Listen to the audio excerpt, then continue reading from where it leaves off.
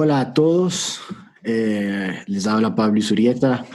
Hoy me encuentro con Cristian Terán Olivos, el creador del canal de YouTube La Chuya Historia, donde uno puede encontrar excelentes eh, mini documentales de nuestra ciudad. Eh, Hola Cristian, muchas gracias por conversar conmigo el día de hoy. ¿Qué tal si antes que nos cuentes una de tus excelentes historias, nos cuentas cómo empezó el canal, dónde tuviste la idea, eres estudiante de historia, cómo es todo esto? No, primero, Pablo, agradecerte por la invitación. Qué chévere poder estar en estos espacios que a nosotros nos gustan, ¿no? Poder conversar de la historia, de leyendas, tradiciones y qué chévere que podamos tener esta apertura para poder también conversar con los amigos que te siguen, ¿no? Bueno, el canal de la Chuya Historia comenzó aproximadamente hace un año y medio, debe ser. Eh, Fue por la necesidad de contar algunas historias que tengo. Soy aficionado a lo que es la historia, el arte, la cultura. Seguí turismo como profesión, soy ingeniero en administración hotelería y turística y siempre me apasionado estos temas que tiene la ciudad, principalmente la ciudad de Quito, ¿no? Así que me propuse hacer unos videos que quiera contar así algunas historias que me apasionan. Por ejemplo, me gustan mucho las leyendas, las estructuras, me gusta mucho las casas históricas, por eso mi primer video es acerca de las casas que están abandonadas. Quería partir de un punto en que haga una reflexión acerca de cómo están algunas casas históricas en la ciudad y con esto también fomentar a que hay una verdadera preocupación de rescatar estos espacios. Así que eso fue mi inicio oficial en YouTube y de ahí partimos con otros temas que son más variados, como es la historia de Quito, los orígenes del nombre de Quito, novedades como objetos que están desaparecidos, que han sido robados de museos. También cuento la historia sobre la independencia, sobre la colonia, personajes que han desaparecido. Y como sé decir, ¿no? Quito tiene un sinnúmero de historias que va a faltar bastante tiempo para poderse dedicar a todo lo que tiene que contarnos. Y lo maravilloso de las redes sociales y del YouTube, en este caso en específico, es que nos permite expandirnos a diferentes partes del Ecuador y del mundo por la facilidad de la conexión. Y muchas personas que nos ven, que es una buena porción, están en el extranjero porque quieren conocer más de sus orígenes. Tenemos varias comunidades de migrantes que están en España, en Estados Unidos, en Europa. Así que a través de este medio pueden conocer también un poco más de parte de su historia, que es chévere poder comunicarnos así directamente con la gente. Sí, a mí me ha gustado mucho el canal porque al igual que tú me encanta la historia, pero además es difícil encontrar la historia de nuestro país, de nuestra ciudad. O sea, uno tiene que ser muy experto, la información es muy recóndita, entonces que uno lo tenga con tan fácil acceso, que es como a través de tu canal, es, me parece genial. Entonces, cuéntanos unas historias. ¿Qué tal si nos cuentas cuál es el origen del nombre Quito? No, pero primero, antes de comenzar con nuestro conversatorio, quería, o sea, apoyar lo que tú dices, ¿no? En Ecuador es muy complicado hacer investigación, ya sea porque no hay muchos datos acerca de muchos temas, y si tú te das cuenta en la web, no hay imágenes de buena calidad también que nos permitan hacer contenido digital, y eso también complica un poco para poder expandirse a otros temas. Por eso es muy importante también que se genere un llamado al sector público, en este caso el Ministerio de Cultura, las Secretarías de Cultura, que también abran todo lo que tienen para que inclusive muchos más investigadores puedan tener acceso y se motiven a buscar más sobre la ciudad de Quito. Ahora sí, vamos con la materia. En este caso, si hablamos sobre el origen del nombre Quito, hay un sinnúmero de historias. Principalmente se han basado en lo que es la leyenda, los rumores. No ha habido una, una investigación seria acerca de este tema, ¿no? Pero hay unos interesantes investigadores que puedo mencionar, por ejemplo, un investigador contemporáneo que es Cristóbal Cobo, que él nos sugiere que el nombre Quito viene de la palabra Quixato, que es del Safiki. Hay que recordar que el Safiki es el idioma oficial de los indígenas sáchilas que viven en Santo Domingo de los Colorados y es considerada también la lengua más antigua que tiene el país. hablando, o sea, de los pueblos originarios, porque recordemos que el quichua vino desde el sur, al momento de la conquista de los pueblos incas. Así que el safiqui es considerado como una lengua endémica y es la más antigua del país. Así que este investigador nos sugiere que el nombre de Quito viene de Quixato, que significaría el centro del mundo. Quixa significaría mitad y todo mundo, el centro del mundo. Y también tiene una relación muy chévere acerca de lo que estamos muy cerca de la línea equinoccial, el paralelo cero. Por eso Quito, yo creo que es muy acertado el nombre, sería el centro del mundo, porque está en pleno paralelo cero. Y nuestros pueblos aborígenes ya conocían acerca de eso a través de los movimientos de las constelaciones, eran muy avanzados en lo que es el tema de la cosmología. Y qué chévere poder reafirmar esto y darle un sentido también ancestral a nuestra ciudad, que no solo es colonial. ¿Y qué tal la explicación tradicional, o por lo menos la que yo sabía, que es que los indígenas que vivían aquí antes de los incas eran los quitus, y pues entonces los españoles conocían al área como Quito, el O lugar de sea, los quitus? sí, tienes mucha razón. Incluso esto fue muy respaldado por el padre Juan de Velasco, ¿no? Que hizo su historia acerca del reino de Quito, basándose en esta historia de Quitumbe, que nos habla de un guerrero también que estaba aquí en esos territorios y que en honor a él fue que se puso Quito al sector. O sea, no hay mucha evidencia acerca de eso, porque recuerda que lo único que tenemos acerca de información de esos tiempos son los relatos en las crónicas que hicieron los propios españoles y que eran en base de el boca a boca que contaban los indígenas y que hubo varias discrepancias por la dificultad de comunicarse por el idioma. Así que eran más o menos como unas asimilaciones de lo que ellos contaban o lo que podían interpretarlo. Así que tenemos mucha tela que cortar todavía acerca de ese tema, ¿no? Incluso con el origen de varios nombres autóctonos, por ejemplo, Guayaquil, también tiene mucho que ver con el tema de ser una ciudad relacionada con el centro del mundo. Esto nos dice el investigador Cobo. Por ejemplo, Calacalí, Sangolquí, todo lo que termina en Quí tiene una relación directa con el centro que sería Quito. Así que yo no me voy mucho al tema sobre los quitus porque hay muchas discrepancias. Más bien yo le llamaría el pueblo de los Caras, que hay mucha evidencia que vinieron desde la costa ecuatoriana y se establecieron aquí, los llamados quitucaras. Mm, Así que sería muy interesante también profundizar más de eso, ¿no? sin duda. A mí para mí es un poco problemático aceptar la explicación de que ¿cómo dijiste? Quituxoa, ¿cómo fue? Ah, Quixato. Quixato. Ujú. Porque eh, al menos yo no me he encontrado con evidencia de que hayan los pueblos aquí hayan sido muy expertos en la cosmología. Yo no creo que tenían la más mínima idea de que estaban cerca de la línea equinoccial. No, al contrario, hay una evidencia bien importante que se llama Catequilla, que está justo a unos kilómetros del actual monumento de la mitad del mundo. Y según lo que han hecho mediciones con geoposicionamiento y todo eso, han confirmado que eso era un templo o un lugar sagrado que está justo en el paralelo cero. Y de ahí parten incluso varios templos que están alrededor y lugares sagrados. Por ejemplo, Catequilla, está las mismas pirámides de Cochasquí, el Quinche, Quito, que estaban en un paralelo relacionado a este lugar. O sea, creo que hay un montón de cosas que todavía están por descubrirse y es interesante que mediante esas investigaciones nos den como una apertura para alejarnos también de la historia tradicional, ¿no? Que nos dice que a partir de lo que fue la conquista de los incas, antes no había nada. Aquí era únicamente un tiangués, que era un lugar donde intercambiaban productos, pero creo que no era tan así la historia de Quito. Incluso los incas quisieron llegar a Quito, es porque se encontraban aquí el lugar del sol recto, donde la sombra desaparece en los equinoccios. Así que creo que hay que investigar un poquito más acerca al respecto y con el tiempo vamos a tener grandes sorpresas y todavía se sigue fomentando este tipo de investigaciones. En eso sí estoy 100% de acuerdo. La única manera de llegar a la verdad es que pues, haya más investigaciones.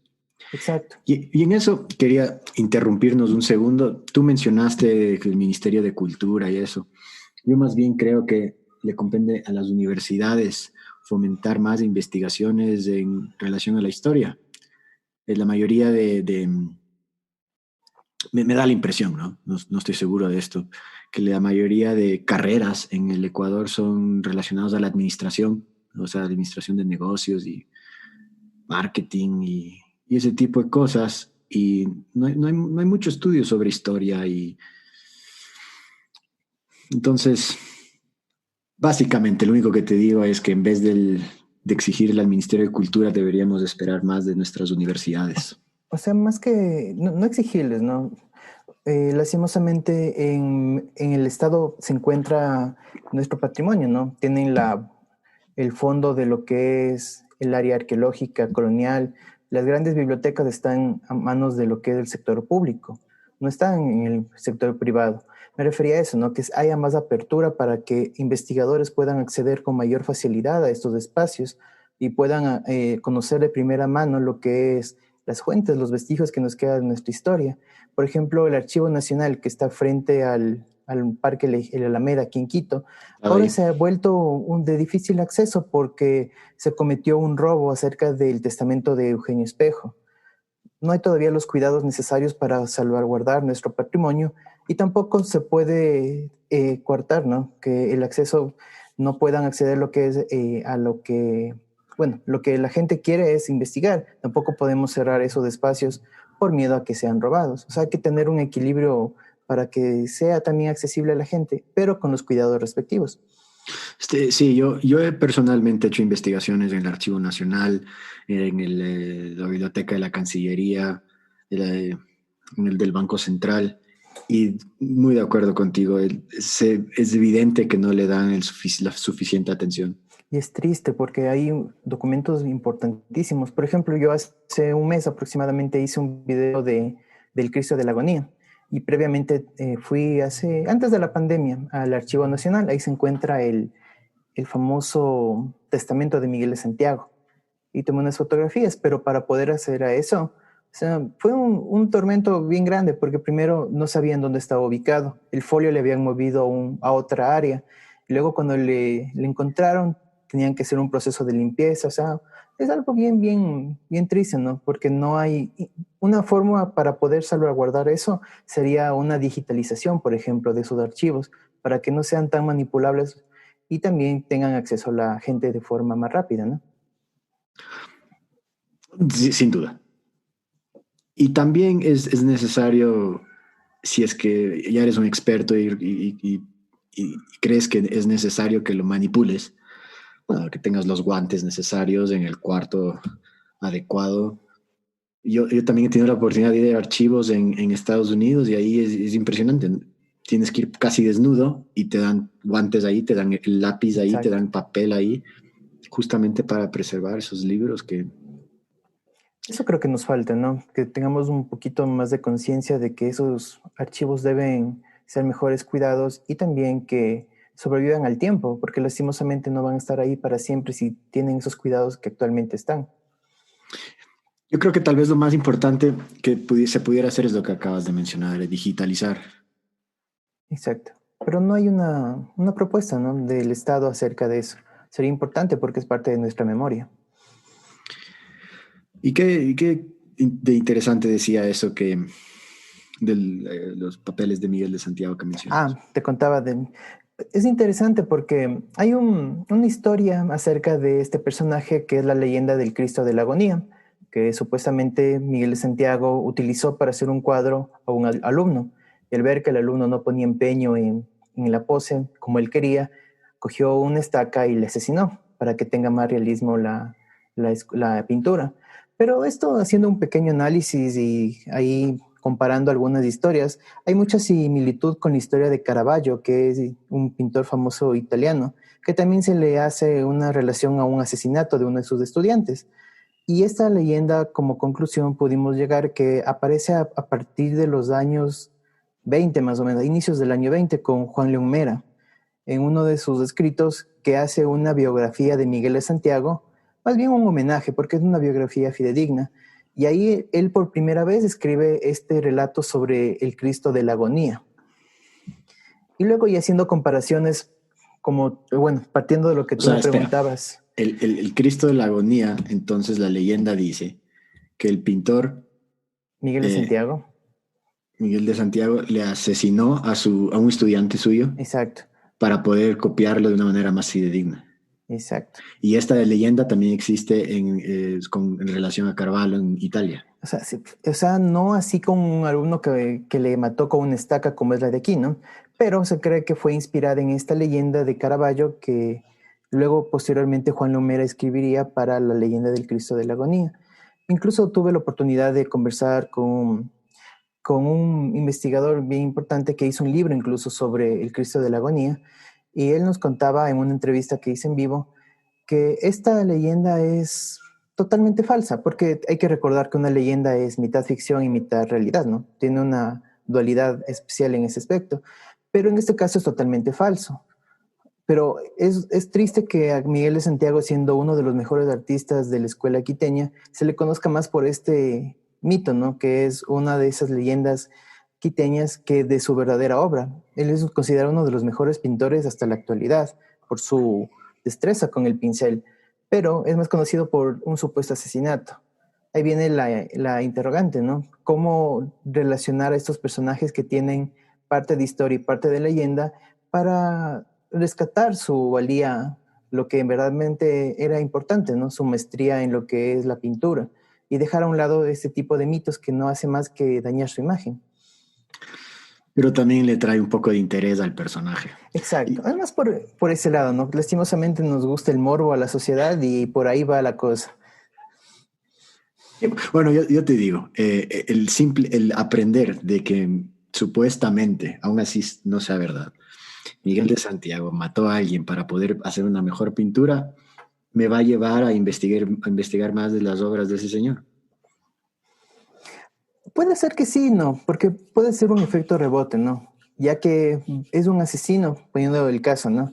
No me interesa, porque puede ser que esa obra sea una de tantas que haya hecho lo mismo. O sea, depende también de cómo sea la situación de cada persona, ¿no? Y cómo le entienda también a las leyendas y a la historia. Es complicado también analizar ese tipo de cosas. Creo, perdón, No, y tranquilo. si es que eh, está claro que es leyenda, Ujú. pues entonces no habría mayor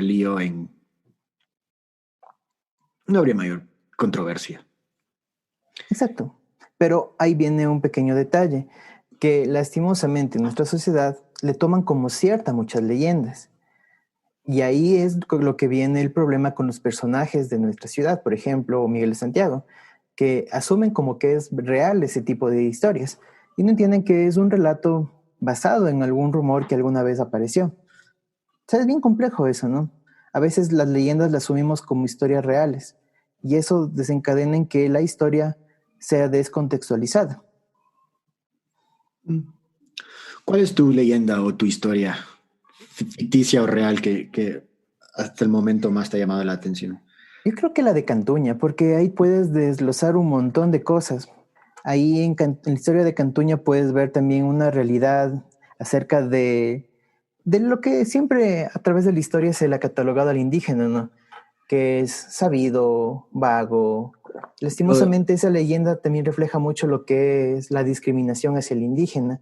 Pero pero creo que es interesante. cuál es la historia de Cantuña? Bueno, la historia de Cantuña es que Cantuña fue contratado para que haga el atrio de San Francisco, que es la parte de la entrada a la iglesia, porque había un desnivel y querían hacer algo sumamente grande para que sea la entrada al gran templo de San Francisco. Así que él, en la leyenda dice que no le alcanzaba el tiempo y estaba apresurado. Así que hace un pacto con el diablo. Y el diablo le dice que en 24 horas estaba lista la obra, pero a cambio le tenía que entregar su alma. Así que Cantuña firmó el contrato y para que no sea válido este contrato, escondió una piedra. Y al finalizar ya la obra, el diablo dijo, aquí está tu obra, me llevo tu alma. Y él dijo, un ratito, ahí falta una piedra. Y ahí es que, por sabido, se salvó y pudo entregar la obra y además conservó su alma. O sea, pero esa historia de que le vende el alma al diablo es al igual que la de Miguel de Santiago, Es bien es repetido. reciclada. Y además, en menos en Latinoamérica, hay muchísimas leyendas que son similares. Aquí en Quito hay una leyenda similar, que es en la torre de la iglesia de la Merced, con Seferino. Seferino era una persona de origen afro que era el custodio de esta torre. Y se dice que él también hizo un pacto con el diablo para algo relacionado con el reloj, no estoy tan seguro. Pero igual, hay un montón de historias así que quieren relacionarle con el diablo, ¿no? Es interesante que nosotros tenemos esa dualidad del bien y el mal, tanto en la historia como en las leyendas. Y aquí en Quito se hace bien fuerte, inclusive con los amigos de Quito Eterno, con el personaje del Supay, que lo interpreta Javier Ceballos Perugachi. Siempre nos cuenta esa historia, ¿no? Que en vez de la carita de Dios, parecería ser que es la carita del diablo, ¿no? Porque siempre le mencionamos tanto en Quito en todas nuestras historias que asumimos que es ya parte de nuestra ciudad, como un custodio de nuestra historia. Y es interesante, ¿no? ¿Y qué es lo que decías sobre por qué Cantuña malinterpreta pues la situación del indígena? Bueno, ya yendo a cosas más fuertes, ¿no? Lo que es los estudios que hacen a través de las leyendas. Sí, yo leí acerca de una investigación que hicieron que el origen de esta leyenda era para o sea, hacer quedar mal al pueblo indígena, diciendo que la mejor herramienta es el trabajo. Y si es que tú te descuidas de tu trabajo, va a pasar este tipo de cosas. Así que es como hay que recordar que las leyendas también siempre nos dejan una enseñanza, un mensaje final. Por ejemplo, la del Padre Almeida, que también es famosísima aquí en Quito. Nos dice que si tú vas por el mal camino, te tienes que enderezar. De lo contrario, vas a afectar tu vida y también vas a hacer enojar a Dios. Hay que recordar que Quito siempre fue una ciudad muy católica desde la época colonial. Y sí tenemos un montón de historias. Por ejemplo, Bella Aurora, que por necia tuvo el problema con el toro. Y así podemos mencionar algunas historias que siempre nos tratan de dar una moraleja. Y así ha sido educada la sociedad quiteña a través de este tipo de historias. Pero, y que a mí me gustan personalmente. Le dan Sí, como son que un chéveres. poco de sal a la, pues a la vida. Y es parte importante de la historia, las leyendas. En todos los pueblos en el mundo, las leyendas son parte de esa forma de, como era en los tiempos medievales, ¿no? El juglar era el que contaba los relatos en los pequeños pueblos. En cambio, aquí en Latinoamérica, al ser conquistada por los españoles, las leyendas se convirtieron en esa especie de juglar, de contar las historias de los ciudadanos para generar también un poco de fantasía y relacionarla con los ciudadanos que vivían en esa época. Interés. Además que es una extraordinaria forma de enseñar, Sí. porque te vas a acordar de la historia Por y ejemplo, el por lo terruño, tanto la que era tan moraleja. famoso aquí en Quito para los escolares de mi época y también de El libro de épocas historia dices, el anteriores. terruño. Sí, el terruño. Eso Ahorita, fue importantísimo porque ahí es el primer acercamiento a la historia de los niños. Ahí tenemos todas las leyendas de Quito, tenemos las biografías de los personajes importantes y marca una diferencia, ¿no? Es como que te genera una especie de identidad temprana a los niños y se sienten familiarizados con eso. sí. En relación a la historia de Faust, que vendió la alma al diablo, la última que yo me acuerdo es pues la cara del diablo en la vía Loac Santo Domingo, que supuestamente la hizo en una noche o alguna cosa así. Sí, es interesante también esa historia, ¿no? Porque Sí. todos le tienen como que es algo sumamente antiguo, ¿no? Y es una obra máximo de los 60, me imagino, 50, No, yo diría cuando que abrieron después, la LOAC porque Santo si Domingo. no me equivoco, la moderna la abrieron en los 60. Sí, O al menos eso es lo que está escrito en la vía, ¿no? sí. Y claro, eso tiene que haber venido después. Es interesante, ¿no? Ahí también te puedes ver lo que es la astucia de las personas, ¿no? Trataban de atemorizar a los constructores de la vía porque estaban quitándole parte de unas tierras a una persona que era importante en Santo Domingo y se le ocurrió hacer esta pequeña broma que es el diablo para asustarles y que dejen ahí la carretera, pero al contrario, se convirtió en un atractivo turístico. Yo era un niño en la presidencia de Rodrigo Borja, pero me acuerdo que el chiste de los grandes era que esa era una cara de Rodrigo Borja. Sí, y si tú relacionas, se parecen mucho en perfil. Creo que el último video que vi en la Chuya Historia es el de Quito Libertino. Ah, sí, generó controversia, incluso YouTube me bajó el video. ¿Y por qué te va a bajar el video este es buen Mira, video? o sea, yo también como no soy tan experto en el tema de YouTube, ha habido palabras que asocia YouTube como que son, que no están dentro de sus políticas de toleramiento, ¿no? Y yo puse el Quito inmoral de título, y la palabra inmoral le asume como que es algo no apto para estar en YouTube. Así que me bajaron el video. Pero No te haciéndole los creo. cambios, le subí nuevamente y quedó en Quito Libertino nomás el título para que no me bajen. Pero igual, son pequeñas cosas que en el camino se va aprendiendo. Pero esto es algo que creo que yo no sabía.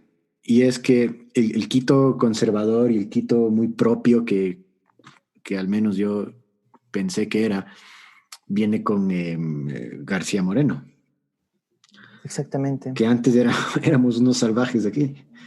Prácticamente sí, ¿no? Es que tienes que entender cómo fue la situación a la llegada de los españoles acá a América. España vivía una especie de persecución a lo inmoral en Europa. Hubo la Inquisición, que fue famosa, ¿no? E incluso aquí las personas que vinieron al Nuevo Mundo tenían sus familias, tenían mujeres que dejaron en España. Al ver la voluptuosidad de mujeres aquí en América y un mundo nuevo, ¿no? Que era más liberal que el conservador español, se dieron un montón de cosas y una conexión con temas que ahora los decimos inmorales, que se hizo una especie de libertinaje. Hay, como comentaba en el video, incluso personalidades de la época como corregidores, gobernadores, tenían dos, tres familias, tenían mujeres, tenían acompañantes, y es interesante que eso era tolerado como algo normal en la época. Era algo que no llamaba la atención. No tolerado, aceptado. Exacto, incluso imagínate lo que es, yo esa comparación le hago porque es algo sumamente preocupante, ¿no? Al momento que llegan, por ejemplo, Humboldt acá a Ecuador, él es una persona viajada que ha conocido prácticamente rincones inhóspitos del mundo, para que él se haya sorprendido de que en Quito se vivía con una especie de Sodoma y Gomorra, es porque la cosa era bien seria. Es interesante leer los relatos de otros viajeros como Wimper o Teodoro Golf, que incluso antes de lo que fue las reformas que hizo García Moreno, todavía se vivía así en un libertinaje brutal aquí en Quito. No fue, como tú bien lo dices, hasta que García Moreno hizo esas reformas famosas garcianas que comenzó con una especie de limpieza social. Así que comenzó con leyes fuertes, incluso habían castigos públicos en las plazas, para que poco a poco la ciudad se convierta en una especie de sociedad curuchupa, como nosotros llamamos, ¿no? Que de frente tenía una imagen respetable, pero todavía mantenía así tras bastidores muchas cosas muy criticables, ¿no? ¿Qué decía Wimper? Yo leí los relatos de Wimper en Ecuador, pero no Ujú. me acuerdo haber leído mucho sobre sus opiniones de libertinaje quiteño. Lo que yo leí de Wimper es que le invitaron a una casa y que había estado ahí con una familia, no recuerdo bien el nombre de la familia que le recibió aquí en la ciudad, y que él se quedó sorprendido por el nivel de tolerancia al alcohol, Ah, porque bueno, él eso creo que sí. era abstemio, no creo que bebía mucho. Bueno, si Y al estaba momento, escalando sí, las montañas no podía tomar. exacto, él tenía mucho cuidado acerca de eso. Y Pero se sorprendió antes que con... sigas, A ver, uno de los hermanos Carrer, que era con los que subía las montañas, ese era un alcohólico. así, qué chévere, ese dato no lo conocía.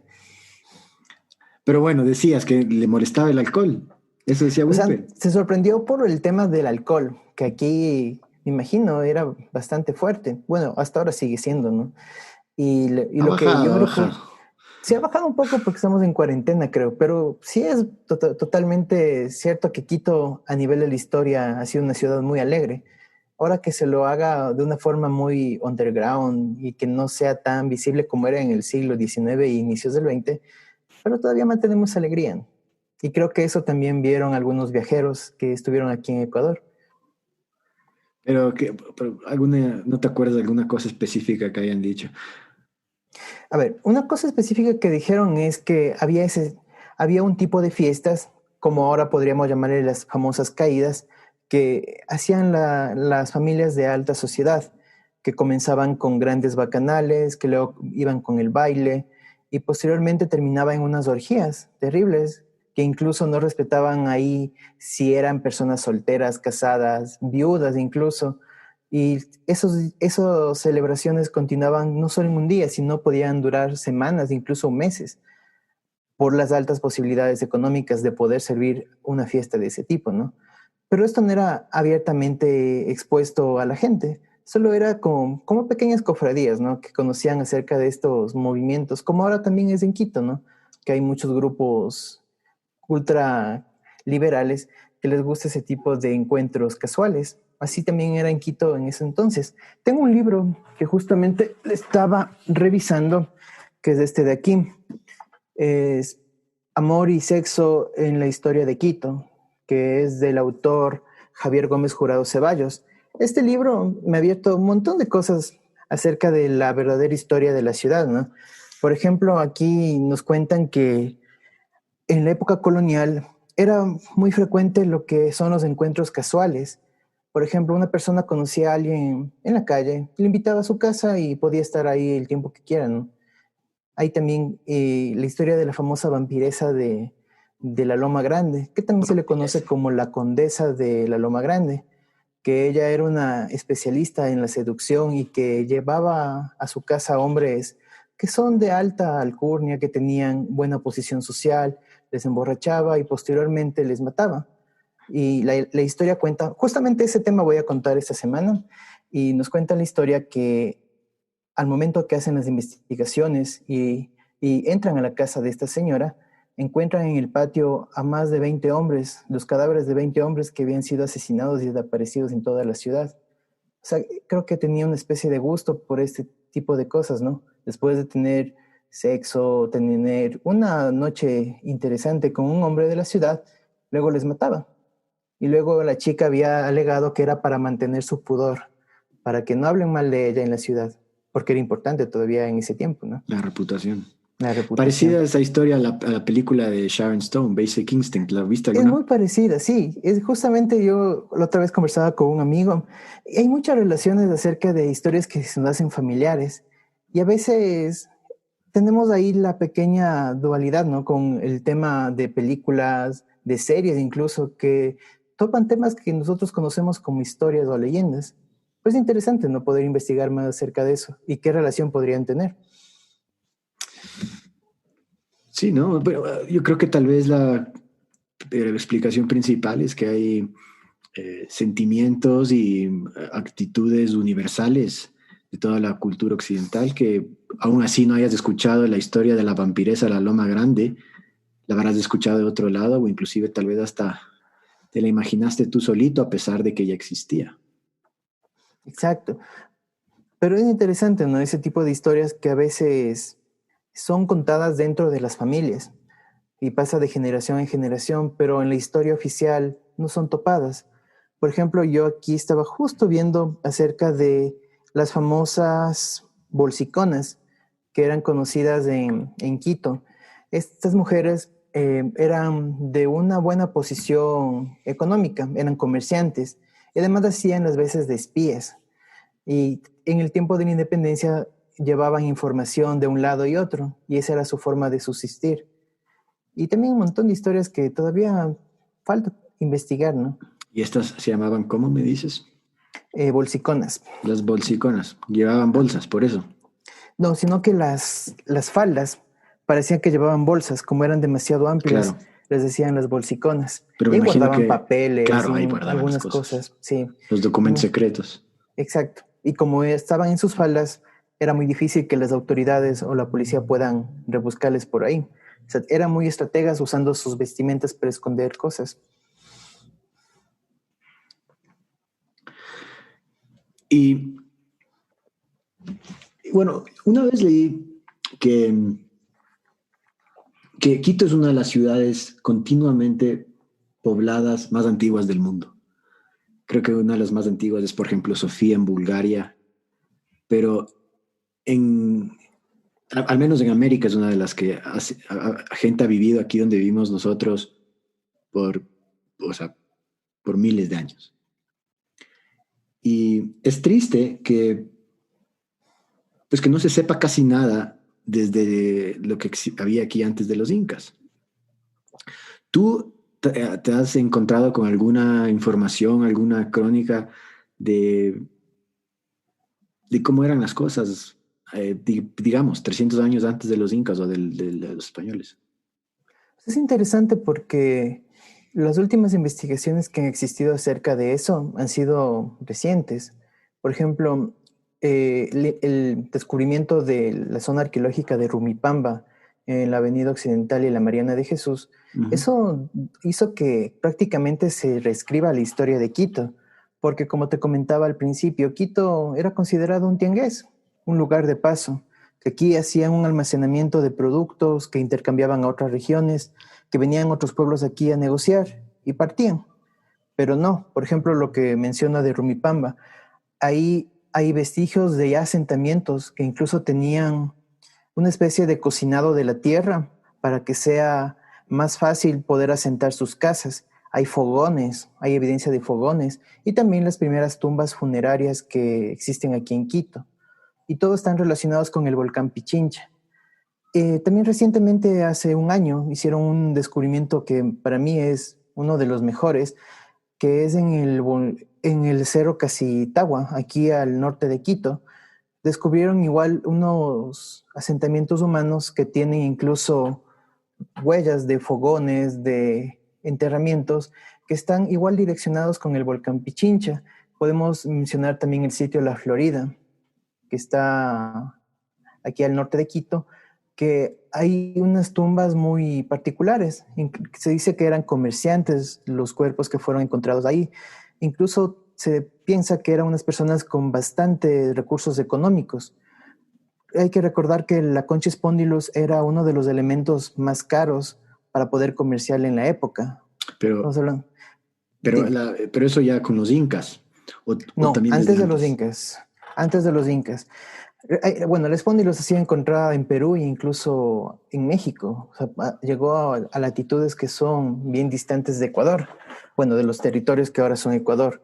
Pero lo que quería comentarte es que se piensa que eran comerciantes las personas que fueron encontradas ahí, ya que no solo tenían pequeños mullos, tenían ponchos completos llenos de espóndilos.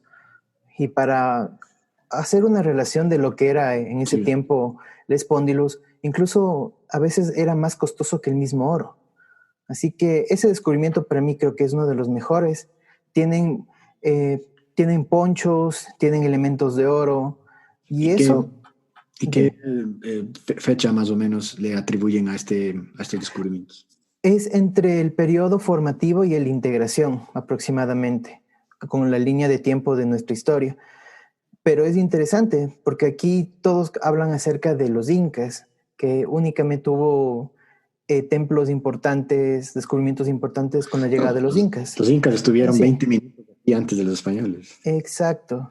Así que eso también creo que hay que aclarar mucho en la historia de nuestro país, porque generalmente se le asocia que antes de los españoles era solo época inca, y no es así. Hubieron muchas culturas muy importantes que incluso fueron más sofisticadas que los propios incas, tenían niveles avanzados de agricultura.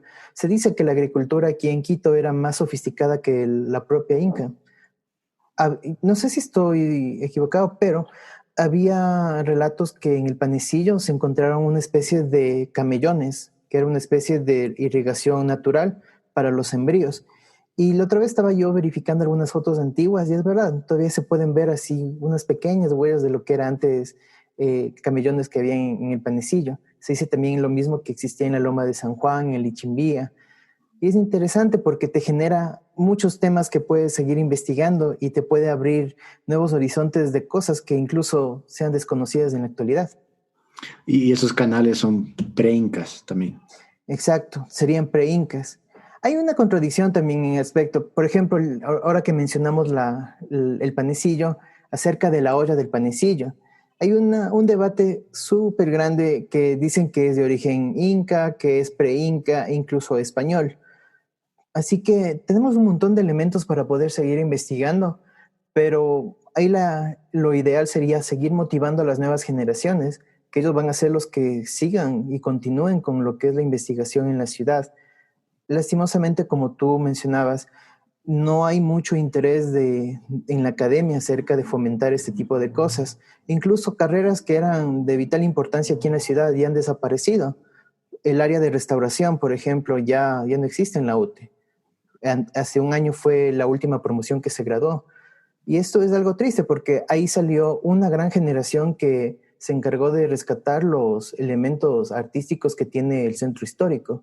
Y ahora con la desaparición de esta carrera, posiblemente después de un tiempo no tengamos ya profesionales ecuatorianos y tengamos que buscar en países vecinos para que sigan con este trabajo. Bueno, yo me atrevería a decir que la demanda para graduados de ese tipo por lo menos habrá reducido un poco, si no bastante, por la desaparición del Fondo de Salvamiento, el FONSAL. Eso es importantísimo lo que tú mencionas, exactamente. Con la desaparición del Fondo de Salvamento, el llamado FONSAL, es como que cambió la dinámica de esta carrera y lastimosamente como al no haber ya un fondo específico para el rescate de nuestro patrimonio, tendió a que ya no habían contratos para los profesionales que salían graduados y eso desencadenó en que ya no hay interés tampoco en esta carrera. Y es algo terrible porque, por ejemplo, profesionales que actualmente están ya ejerciendo su profesión ya no tienen trabajo porque el municipio ya no entrega recursos para esto. Tienen que buscar incluso en fundaciones que son ajenas al Estado para que puedan ayudar. Es lo que pasó en la biblioteca de San Agustín, por ejemplo. No estoy seguro, creo que era una entidad noruega o sueca que fue el que auspició para que la biblioteca pueda ser rescatada. O sea, los suecos se salvaron la biblioteca. Sí. Y hay un montón de casos que, en verdad, da pena. San Francisco, por ejemplo, hasta ahora no terminan de restaurar todo el edificio por su amplitud. Y otro ejemplo es Santo Domingo, tiene igual una biblioteca muy importante, tiene sus catacumbas, tiene sus criptas que están en pésimas condiciones y esto genera humedad, filtraciones y poco a poco va acabando con la estructura de las edificaciones. Mencionaste San Francisco, yo leí que cuando lo empezaron a restaurar se dieron cuenta que los exteriores, o sea, la fachada de la iglesia contenía pan de oro que estaba tan cubierto por la tierra y la polución de Quito. ¿Es correcto eso? O sea, San Francisco es bien complejo porque, bueno, hay que recordar que es la primera gran construcción que tuvo la ciudad. Es la más antigua que tiene Quito, de los grandes monumentos como los conventos que hasta ahora nos acompañan. Más que San Francisco, el gran problema fue la Compañía de Jesús, porque en la García Moreno había el cruce de buses, la circulación de buses, y esto generaba una contaminación terrible a la piedra. Recordemos que la única iglesia de Quito que tiene decoraciones tan exquisitas en lo que es piedra volcánica es la Compañía de Jesús, en casi toda su dimensión. Por eso es considerada como la mejor muestra del arte barroco, no solo en Quito, sino en toda Latinoamérica. San Francisco, el problema son sus palomas, que como es una plaza pública abierta, tiene nidos dentro de su estructura y esto genera que haya filtraciones. Y además el excremento de estas aves va Claro. descalcificando lo que es la piedra. Así que hace un tiempo hicieron un procedimiento de recuperación de estas piedras y le colocaron una especie de filtro para que no se descomponga tan fácilmente con el excremento de las aves. Veamos, parece que sí está dando resultados porque hasta ahora se le ve en buenas condiciones al atrio y al pórtico de San Francisco. Bueno, recién estuvieron trabajando ahí. Sí. Nunca me llegué a enterar qué es lo que había debajo de la plaza de San Francisco, porque uno podía leer en los periódicos eh, que había controversia sobre el metro que iba a arruinar una área arqueológica, pero la gente, o sea, los periodistas casi nunca especificaban qué había ahí, nunca supe yo. Bueno, de lo que yo pude investigar, porque fue difícil también encontrar información, yo encontré el informe que hizo el Metro de Quito, ¿no? La Corporación Metro de Quito, que hizo un informe a pedido del Instituto Nacional de Patrimonio para que dé a conocer cuáles fueron los resultados de las excavaciones. Primero, lo que hicieron es encontrar lo que es la base del antiguo monumento de Federico González Suárez que se encontraba en la plaza, que ahora se encuentra en la Plaza Chica. Luego hicieron una excavación más profunda y encontraron una especie de cavidades cóncavas como arcos que eran hechos en Cangagua. La Cangagua es muy típica en las estructuras Quito, que podríamos llamarlas Quito. Podemos encontrar esto en las pirámides de Cochesquí, por ejemplo. Todo está trabajado a base de Cangagua. Y esto fue igual encontrado aquí en la Plaza de San Francisco, pero era algo muy particular, porque hubiera sido fue la primera vez que se encontraba ese tipo de estructuras dentro del centro histórico de Quito, lo cual hacía como un descubrimiento fantástico. Incluso había una especie de gradas que llevaban una especie de ojo de agua, que fue encontrado debajo de la iglesia de San Francisco. Así que la idea era poder conservar este tipo de estructuras, pero no sé qué pasó. Hubo alguna decisión por parte del municipio o la empresa Metro, pero lastimosamente esto fue destruido. Lo Lo único destruyeron que a la se final. rescató, exacto. Lo único, incluso yo en el video tuve el acceso a las fotografías que me enviaron del momento cuando fue destruido. Uy, Había también parte de lo que es este conducto que atraviesa por todo el centro histórico, que le llamamos los túneles, que es como una sedimentación porque Quito estaba atravesado por quebradas. Estaba atravesando también parte de la plaza de San Francisco y parte de eso fue destruida lastimosamente. Así que hay un pedido de un grupo de ciudadanos que están preocupados por este tema. Es un grupo llamado Quito Milenario. Ha hecho pedidos al nuevo alcalde para que verifiquen, ¿no? ¿Qué sucedió con este espacio? Y también en caso de que haya sido violentado, buscar a los responsables porque nos quitaron parte de nuestra historia con esta destrucción de parte de lo que fue un elemento de la Plaza de San Francisco, que hasta ahora es increíble que estuvo ahí guardado debajo de la tierra. bueno, eso sabemos, que todo Quito es, español fue construido encima de construcciones indígenas que había antes. Es verdad, incluso si uno presta un poco de atención, todavía hay vestigios incas en la ciudad de Quito. Al momento que tú ingresas a la iglesia de San Francisco y te das vuelta, vas a ver piedras que se supone fueron del antiguo templo que existió ahí. Si Sí, tú he vas a visto. Carondelet, si tú vas a Carondelet, dicen que las gradas, podríamos decir el atrio que está bajo de Carondelet, están algunas piedras que eran del antiguo templo. Lo mismo sucede en la Merced, en la catedral y también en el Colegio de la Providencia que está atrás. En la Providencia hay algo especial, hay una piedra de 8 lados, que es muy típico de la arquitectura inca. Mm. Así que hay muchísimo por descubrir en Quito. Lo único que nos preocupa es la falta de interés acerca de rescatar estas historias, ¿no? Sí, yo estoy de acuerdo con eso, hay poco interés. Y por eso tu canal es tan especial, en mi opinión. Vamos un granito de arena, pero la idea, bueno, ya que topas mi canal, la idea es poder llegar a los chicos, a las nuevas generaciones, motivarles a que busquen más acerca de nuestra historia, porque generalmente yo no cuento todo lo que es la información acerca de un tema. Siempre le dejo a la mitad para que el chico también o la persona que vea pueda investigar por cuenta propia. Incluso yo en la descripción dejo enlaces que están relacionados con los videos que subo para que puedan investigar más, ¿no? Si es que les interesa el tema. Y así creo que podemos utilizar las herramientas digitales que ahora son tan importantes con lo de la pandemia para poder generar debates, interés en lo que es la cultura, el arte, nuestra historia.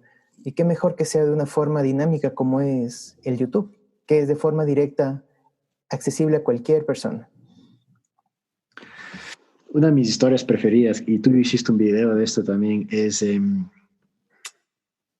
el cuerpo de Sucre, que estuvo Ah, los escondido restos de por Sucre. décadas. Sí, eso fue interesante. Espera, yo voy a contarte cómo sucedió así la historia. Yo me llevo mucho con la priora del convento del Carmen Bajo, que está en el centro histórico. Y estaba haciendo un video acerca del pesebre que tienen ahí, que es una maravilla. Y por cosas de la conversación, porque me gusta mucho conversar con las personas, salió el tema de Sucre. Incluso me conversó que por muchos años estuvo ahí guardado los restos, que la misma esposa, Mariana de Carcelén, sabía visitarle y que se quedaba horas llorándole a su difunto esposo. Y ahí me nació la intriga de por qué estuvieron tanto tiempo ahí, por qué nunca se supo el origen del enterramiento de Sucre. Así que eso fue desencadenando en muchas historias que sí me tomó bastante tiempo investigar. Ahí descubrí que después del asesinato de Sucre estuvo a la intemperie el cuerpo del libertador, ¿no? Bueno, del mariscal Sucre. Estuvo aproximadamente 48 horas a la intemperie. Esto le generó un rápido proceso de descomposición de su cuerpo. Luego algunos allegados a él le enterraron en el mismo lugar y estuvo aproximadamente un mes. Posteriormente su esposa, la viuda en ese caso, ya Mariana de Carcelén, manda a uno de sus hombres de confianza a que le entierren en un lugar aquí en Quito. Ahí se dice que estuvo en su hacienda que está ubicada en el valle. Posteriormente le llevaron al convento del Carmen Bajo y ahí permaneció por casi 60 años.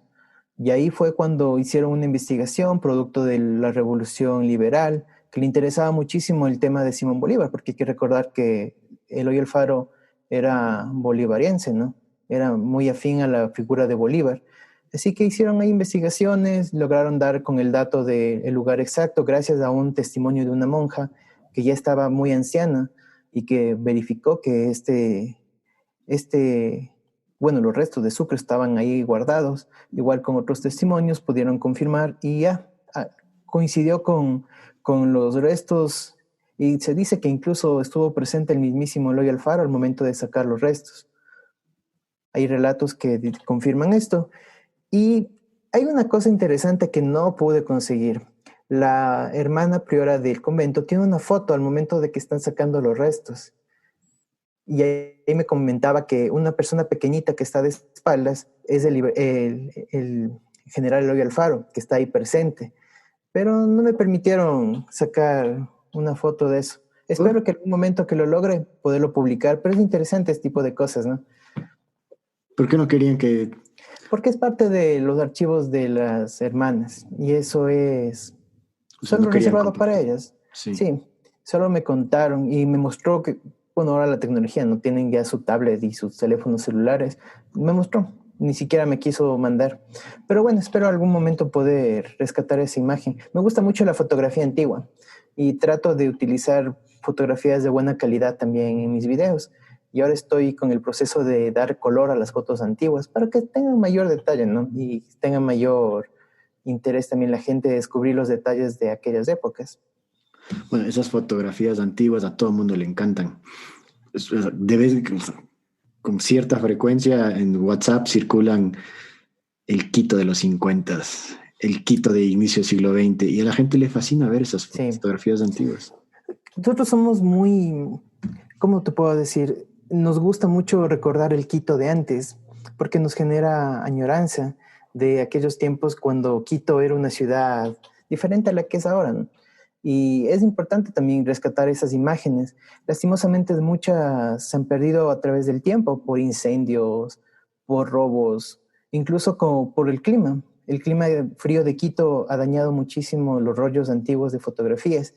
La mayor parte me comentaba una amiga que trabaja en el INPC, que la mayor parte de fotografías antiguas se han perdido es en Guayaquil por el clima. Claro. Y había unas imágenes sumamente lindas de Quito. Lastimosamente, no recuerdo en qué fecha, parte del archivo histórico pasó a Guayaquil y ahí se perdieron muchísimas cosas que eran muy importantes para nuestra historia. Muy penoso. Sí, muy penoso.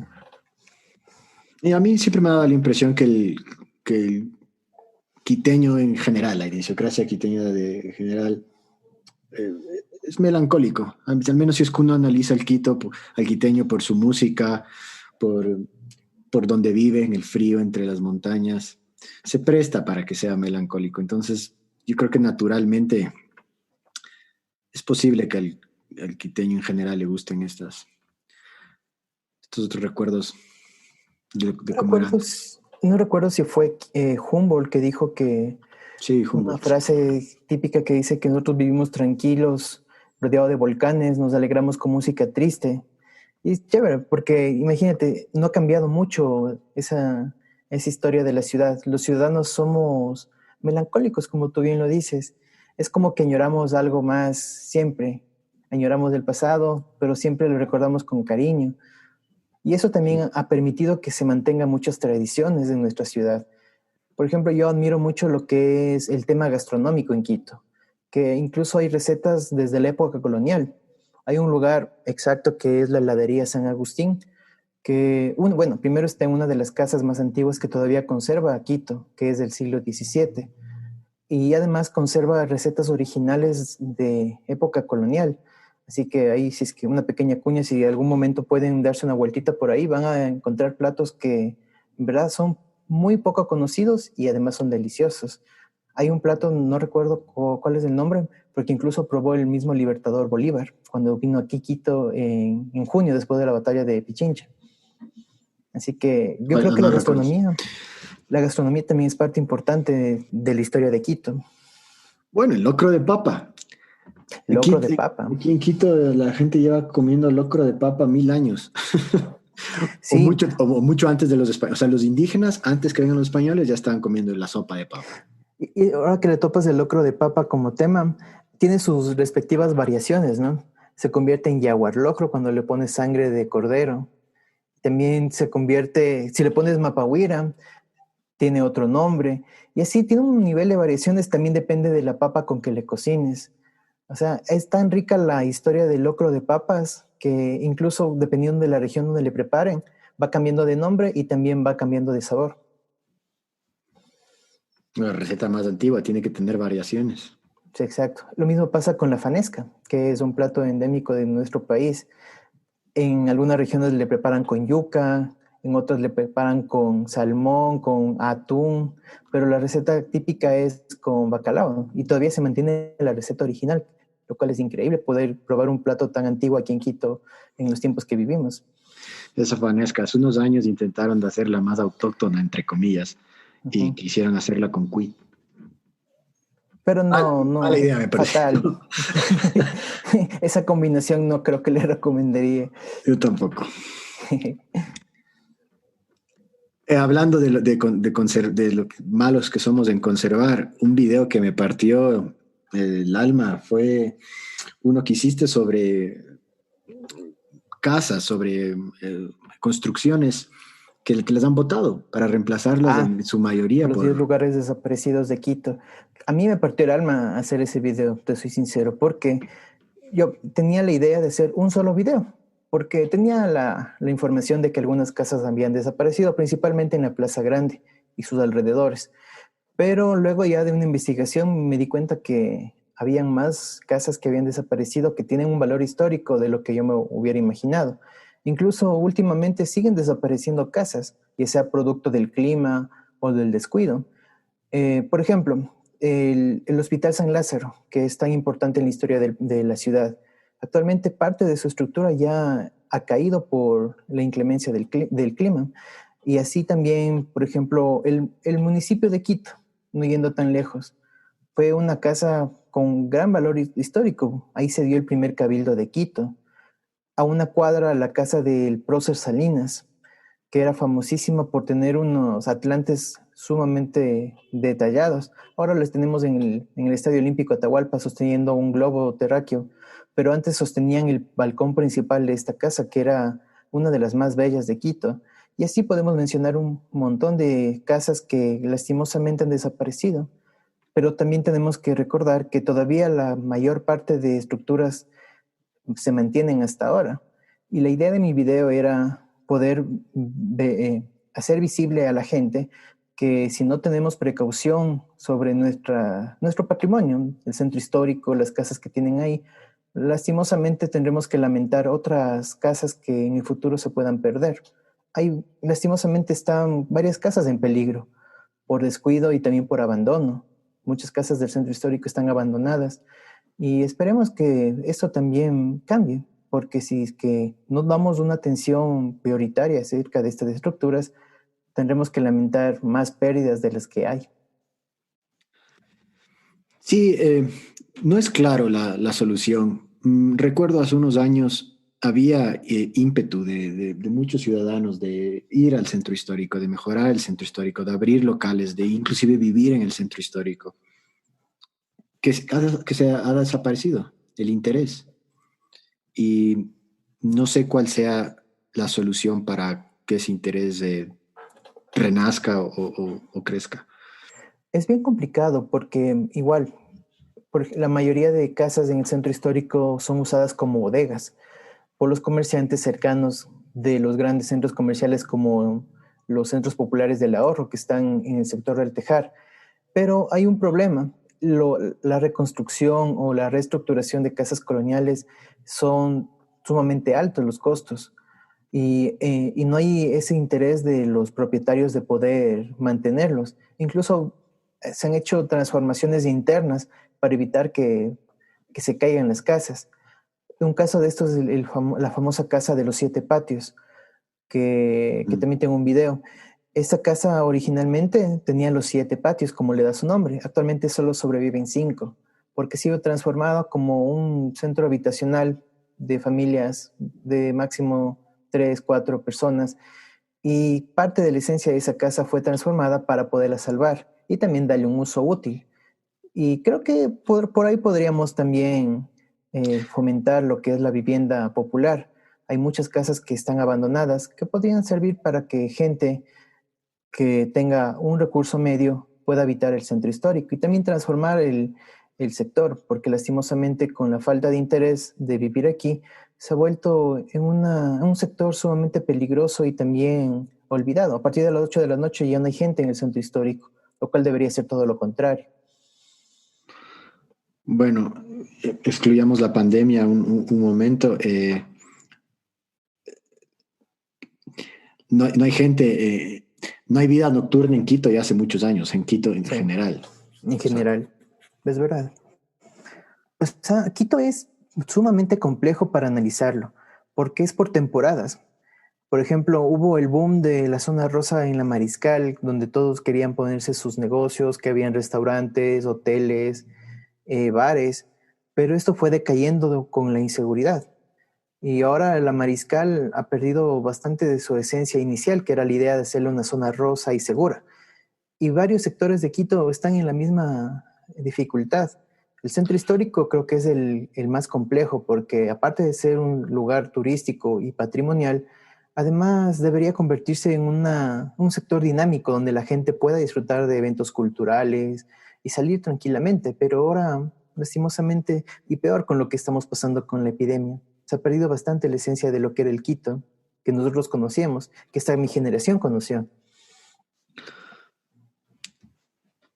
la seguridad es sin duda tal vez lo más importante, pero también hay que mencionar que, por ejemplo, cuando prohibieron los casinos, destruyeron un ecosistema de la vida nocturna completo. O sea, la gente salía a los casinos y después salía al bar y que tal salía al restaurante, entonces la gente hacía vida en la noche.